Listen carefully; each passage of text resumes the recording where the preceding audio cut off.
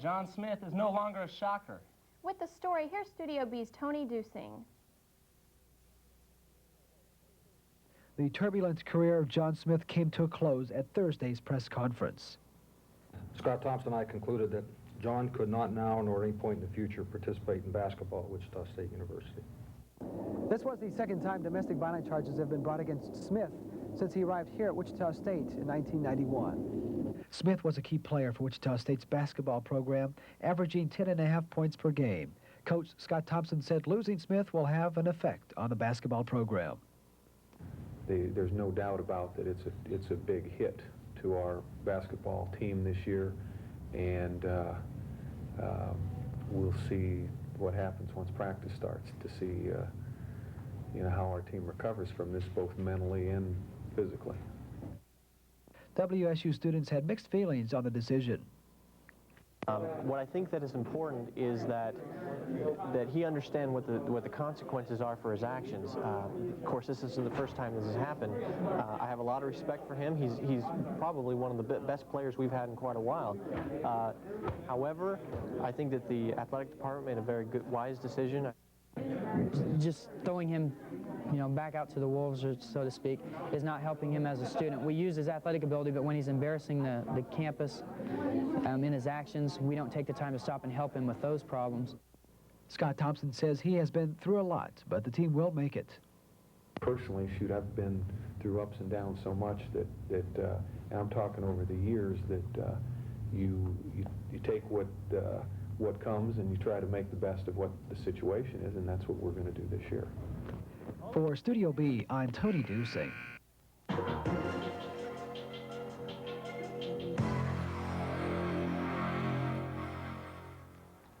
Last week, the Student Government Association voted not to recognize a WSU gay, lesbian, and bisexual organization.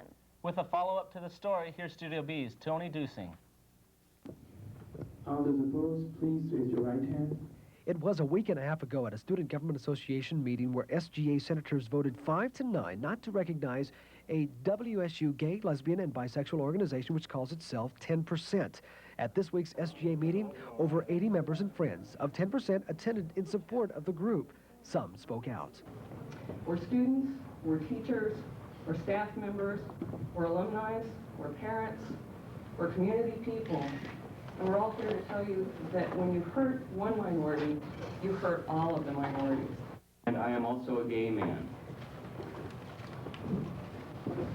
I am trying to remain calm when I see what the Senate is doing or is trying to do by stating that people like me do not exist. Most of you don't know what it's like to be gay, lesbian, or bisexual on this campus. I am risking myself, as well as these people standing behind me, in coming here and supporting us. Nothing was expected to come out of this week's meeting. In fact, after members and supporters of 10% made their points, many left during a 15-minute recess. Members of 10% were planning to take this issue to the WSU Supreme Court on November 11th. But those who stayed came to find that going to the WSU Supreme Court may not be necessary. James Radigan, Vice President for Student Affairs, asked the SGA to reconsider their vote. My reason for asking us to reconsider is based on the premise that last week we were uncertain about the status of our votes, rather than our opposition to 10%. And so I want us to reconsider on that basis. So the senators voted to reconsider, and then the senators debated. So I think the question here is legality. It's not morality, it's legality. And I want to know, I want to hear some discussion as far as the research that senators have done regarding the Kansas statutes. They may not actively participate in criminal sodomy in their meetings, but their mere existence and the connotations of the group do promote the lifestyle. I just can't support a group that supports that, which is against Kansas statute. That's all I'm going to say. Finally, after 3 hours into the SGA meeting, a vote to recognize 10% was made. And by an 11-6 vote, the SGA decided to recognize 10%. For Studio B, I'm Tony Dusing. Whether or not we decide to start up the football program Let's at least fix up the stadium. That's what WSU Athletic Director Bill Belknap said at the Student Government Association meeting on Wednesday night. With the latest idea for Cessna Stadium, here's Studio B's Tony Dusing. Wichita State's athletic director says something has to be done about Cessna Stadium. I would like us to have a stadium of some sort. I would like that to be an attractive facility. I'd like it to have suitable seating in it. I'd like it to be safe.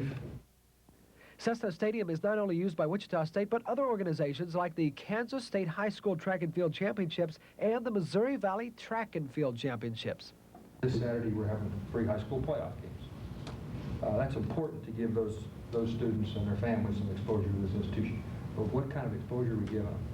We're bringing them in and letting them come into the facility that maybe we'd be better off, frankly, if they didn't use. The cost to restore Cessna Stadium would run anywhere from $10 to $20 million. Belknap's idea is to return Cessna Stadium back to the original Veterans Field, which in turn would cost WSU much less. We could go back to that original Veterans Stadium configuration and fix it up and have a delightful little stadium that seat about 12,000 people, would serve probably all of our needs, including a low-cost football if that occurred in our future. Belknap says that he hopes to have a better idea within the next few weeks on what to do with Cessna Stadium. For Studio B, I'm Tony Dusing. As you may recall, last month, the University Supreme Court agreed with Anya Zitkoff that her Sixth Amendment rights were violated. During her original hearing, the officer who issued her a parking ticket failed to appear as a witness against her. Now, when a ticket is challenged, the officer who issues it is required to appear in traffic court. Yesterday, we had a chance to speak with Chief Rumry and find out how the decision will affect the University Police Department. The Student Government Association took steps toward easing the financial burden placed on students. The SGA passed a resolution that will reduce the tuition for classes being audited. The Division of Academic Affairs and Division of Administration and Finance will arrange for a program that will offer a discount from the regular tuition.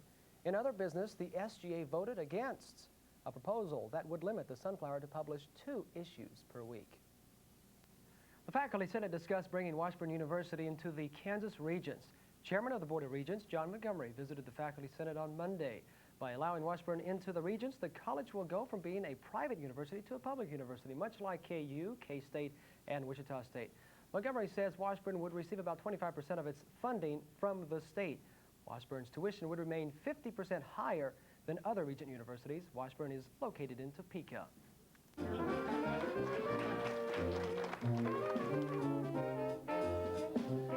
Yeah, I can. Almost makes you want to get up and dance, doesn't it, Yes, it does. That's some good music there. Thank you for joining us today. Make sure you join us next week for another edition of Studio B. Have a great week.